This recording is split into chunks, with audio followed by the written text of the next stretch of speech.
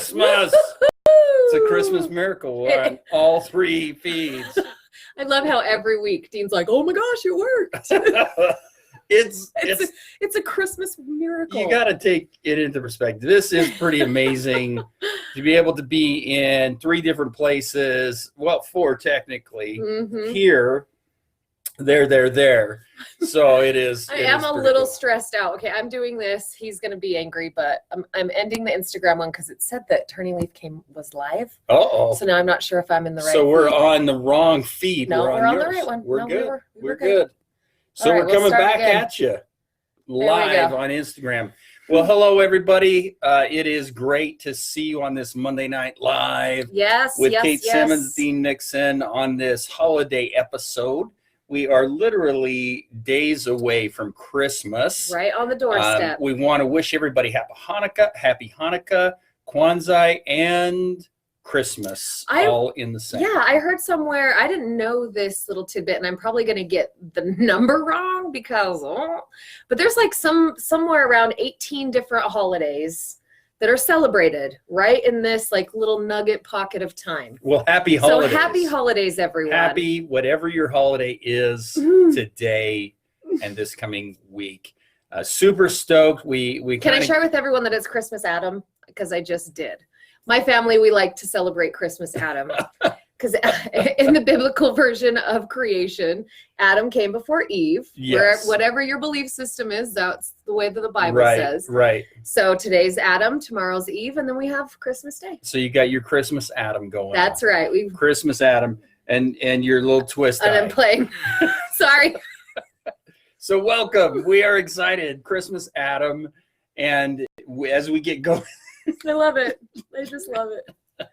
We are excited to have you. So tonight we wanted to jump into a topic that really spoke to Kate's heart, and it was something that she felt really impressed that we need to talk about. And when she said it, it just made sense to me, especially with everything we've been talking about. So we've been talking about boundaries with family. We've been talking about being present. We've been talking about self-care. Right. We've been talking about all these things. This topic just made total sense. Absolutely.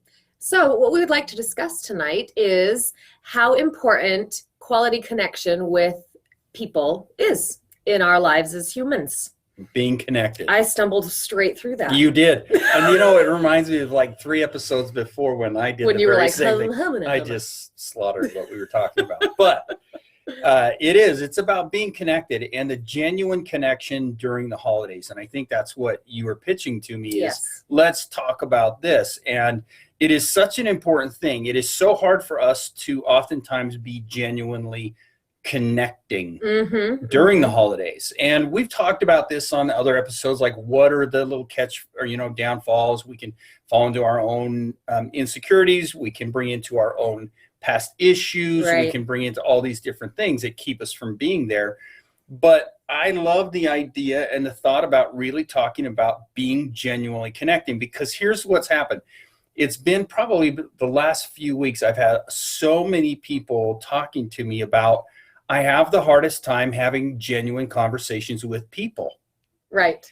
And we have all this ability to talk about all of these other things, but to really genuinely have a conversation is hard. I agree. I would agree. And for people like me, I don't really do small talk. I can because I'm super socially savvy, but like, I don't like it. Like I just want to like get in there and like get to know somebody and like go after like the meat and potatoes and not just hang around the appetizer table as far as connection and communication is concerned. Right.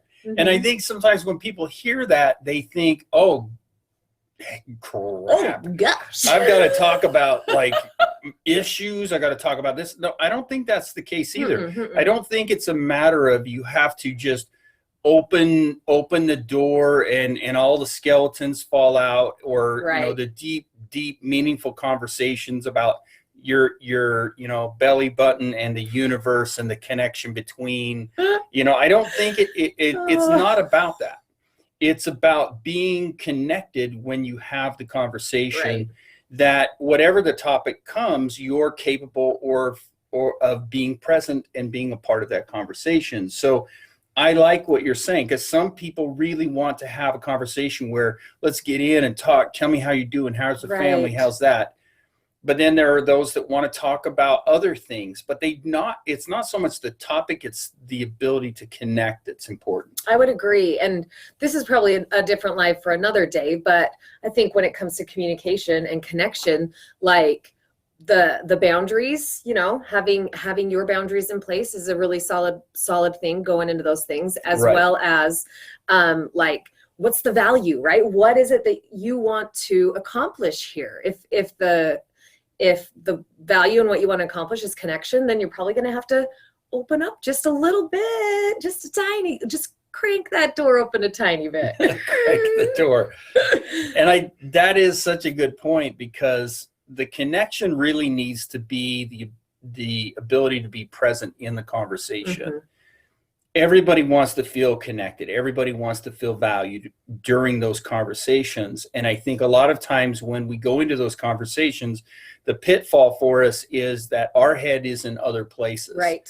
That we don't necessarily possess the body that we're in. Mm-hmm. We're in our mind body, so to speak. We're up here thinking about other things or thinking about what's going on rather than really staying connected. So here's a couple things I would challenge you with. The first thing that I would challenge you with is to work to have and to maintain healthy eye contact. So not like prolonged, uncomfortable, weird.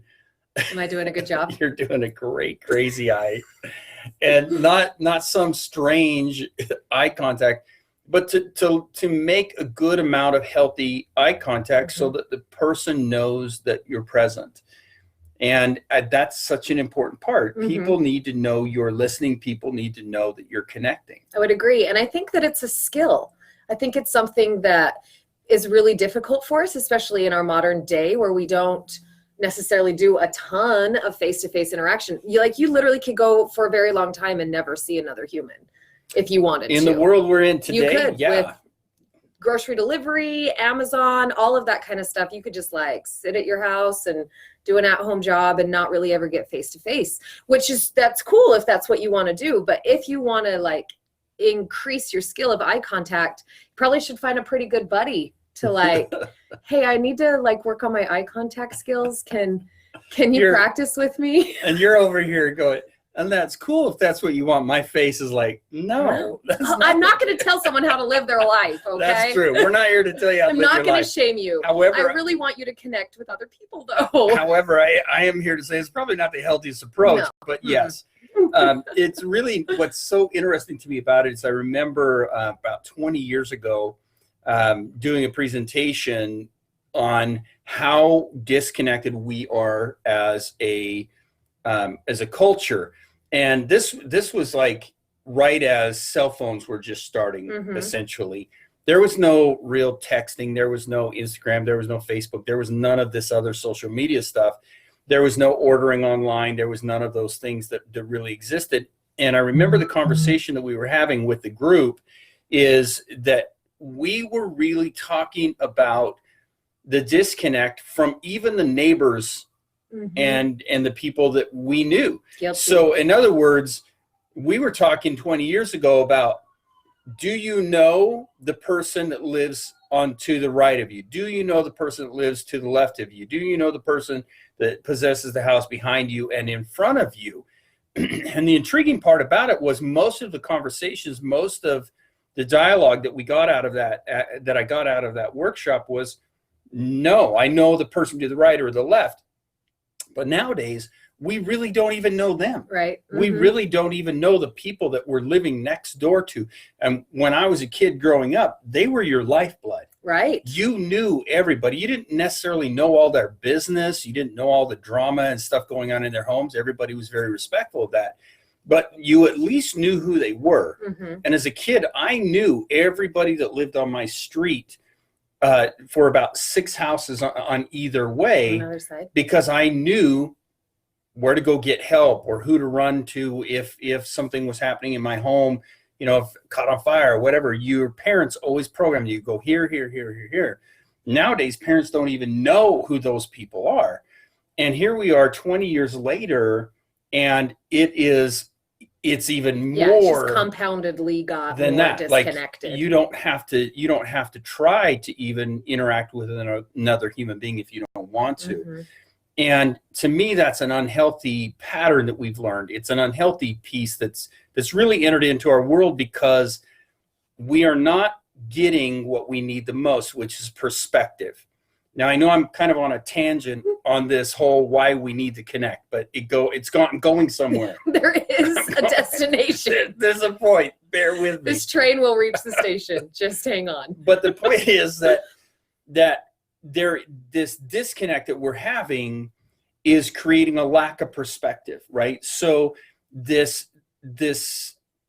stress, this anxiety, this social fear, the fear of what other people think of us is escalating with every day that we are not communicating and interacting with other people, because the more you disconnect, the more you isolate yourself and insulate yourself from the world, the more unknown is out there. Mm-hmm. And what does every human being fear? What they don't know. The unknown. Yeah. So, and death and taxes. And it's the unknown, right? It's the fear of the unknown. And so we get to a point where we are creating more unknown, which leaves us to our imagination, which makes us more socially awkward and socially uncomfortable and afraid of what other people think and what other people are doing and who they are, et cetera, et cetera. So that's why this topic of connection is so important. I mean, if you go out to the mailbox to get your mail tomorrow, Christmas Eve, say hello to your neighbor. Mm-hmm. Ask them how they're doing. Make genuine, healthy eye contact with them. Let them know. The conversations and the connection doesn't have to be this full-blown, well, my dog died, and 3-hour conversation in the mailbox. It can be simply, hey, how are you? My name is, introduce yourself, introduce themselves, and at least create that connection. And I really challenge you, everybody watching, I challenge you, I double dog, triple dog dare you to make an effort this holiday season to meet somebody that lives next door, if you don't already know them. Yeah, I love it. So my family, we were just celebrating Christmas, Adam, out at my house. And I would be the first one to admit that I've got work to do there. But to be fair, I'm pretty sure my neighbor to the left is an Airbnb because there is different people there all the time. But I'm smiling when you're talking about when you're out at the mailbox, because literally the other morning I went out to get the mail, and my neighbor that lives across the street, she's a cute little old lady who wasn't wearing any pants when she was getting her mail. So I don't know what was going on there. But I said, good morning, hello. And she went,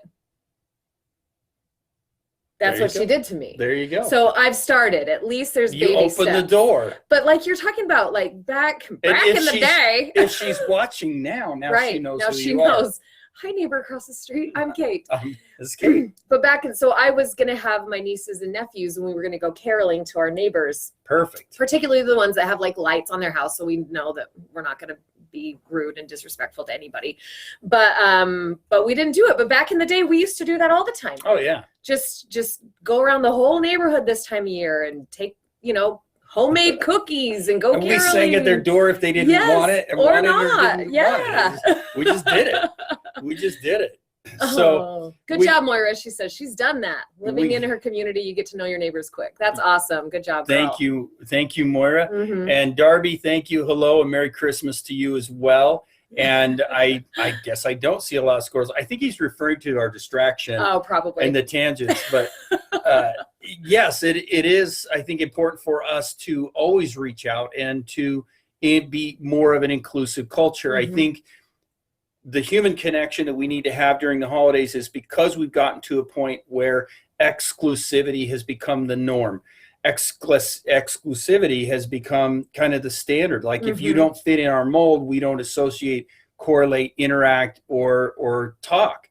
And because of that, we've got this exclusivity instead of this inclusive culture, which I'm always encouraging people to do. Hello, Alyssa, hi. Good to see you. And I think we crave that, Dean, so much. Even though sometimes it feels really safe to like hole up in our house, we crave that connection. And, absolutely. And that's the reason that I felt like this topic was pretty important. And I'm glad that you brought it up because it is such a important part of our who we are as human beings. Yeah. So, back in the day, and we've talked about this too, we're groupers by nature as human beings. We love to group. We love to associate. We love to connect. I mean, I remember seeing this old cartoon in the paper, Ziggy. It was just an old cartoon. And here's Ziggy, and he's talking to this alien in a spaceship. And as he's turning to this little Martian guy, the Martian goes, "Oh, you're from Earth. Do you know?" So like that concept, like, "Oh, you're from St. George. Do you know so-and-so? Do you know, oh, you're from Chicago. Oh, you're from, Kansas." And because we want to connect, we want to feel included, we want to be able to do that. And I think there's different ways and different levels of connecting with people. And that's an important piece for us. I think it's important that we are constantly finding ways to reach out to those around us and let them know. It doesn't always have to be this huge, in-depth conversation. Right. It can be a smile. It can be eye contact. It can be, anything that you want it to be, but you can create that connection. And that, I think, is what we're really talking about the most during this holiday season. And I love how in the beginning you led with genuine, right? Yes. And the best way to make sure that it's genuine is to exactly what we've been talking about for the last 3 lives. Be present, right? Yeah. Don't be on your phone. Don't be in your head thinking about what you're going to say in order to be able to continue to have this conversation. Just be there. Or how it's going to be interpreted. Right. And then after the conversation is over, don't walk it through 500 different ways. How did that look? How did that feel? Just let it be what it is. And the more open and honest and real you are, the more it is felt. Yeah, absolutely. It is felt. I would completely agree. And I love all the people that are tuning in and chiming in with us tonight. Thank you for interacting. I'm glad you guys caught up to us too. It is so good to hear the interaction. And this is a part of it. That's what's so beautiful. And I know you're teasing me all the time about the feeds coming up, and I act so surprised at the beginning of every webisode. Whoa. But it's because this ability to connect. Now there's a two-edged sword with connection, and that's where boundaries are so critical. There are times that, yes, connection equals vulnerability. And a lot of people fear the vulnerability because it's going to expose our weaknesses. It's going to expose the pieces that we work so hard to control what people see. Right. Because it can get blown up on social media. People can mock or tease or comment. It can blow up behind doors, and it can backfire on us in a lot of ways. But ultimately, that's why we're always focusing on really get grounded in yourself. Right. If people are talking behind your back, it's none of your business, like we talked about in a couple of webisodes ago. But be you, be genuine, show up and interact. I totally agree. The other thought I have about when people talk about you behind your back is, yeah, girl, they're talking about you. Or boy. Yeah, or boy. I'm used to my girl, I got you stuff. So it's always like, yeah, girl. Well, and I remember years ago, an individual that was in the Hollywood community I was talking with, and he was just saying, people are talking about you. Good press, bad press is press. Yeah. And so it's all in how we choose to interpret it and how we choose to take that in. But I think our biggest fear is between our ears. Yes. It's the fear of what people are thinking or saying behind our back or saying when we're not around that really just doesn't matter. Right. If we're in the present moment, if we're in the space we're in, if we're in our bodies and really fully invested in our moments, it doesn't matter. Yeah. Because 5 years from now, whatever they were thinking or saying about you isn't relevant anymore. No, and nobody's going to remember you anyway. Yeah. So just one more piece really quick while we're right at 20 minutes. Just another bit with boundaries and communication. Dean started to go in here and I just wanted to wrap it up. You do not have to open your whole heart to everybody and be like the most authentic, genuine. Well, please be authentic and genuine, but like he was saying, you don't have to spill all of your skeletons out in front of everybody, to do that. Exactly. Like, find the people in your life that are your safe places that you can open up and practice being vulnerable. Again, practice, right? I love that word. Like the more that I really dig into it, like yoga being a practice, meditation being a practice, eye contact being a practice, communication and being vulnerable being a practice, right? Like that's so powerful. You can't screw up in practice. You can't. It's not. That's why it's practice. It's not, the final basketball game of the NBA. Like you're okay. It's not going to be buzzer time and fail. It's a practice. That's right. So get out there and practice. Get out and practice. Well, thank you everybody for tuning in. I see my good buddy Kim is out there. I want a big shout out to you and hope you're feeling better. And our prayers have been with you. Everybody, thank you for tuning in. I hope that you have we hope that you have an amazing holiday season. Whatever it is that your holiday is, please make sure that you're out there enjoying it. You guys are amazing and awesome. Please like and share our videos. Make sure that you're talking about these topics. No better time than to bring this up in conversation during the holidays. Say, hey, let's connect, family. So from our family, Turning Leaf family, to yours, happy holidays. Happy holidays. I'll go high. I'll go low. All right. Good night. Good night, everybody.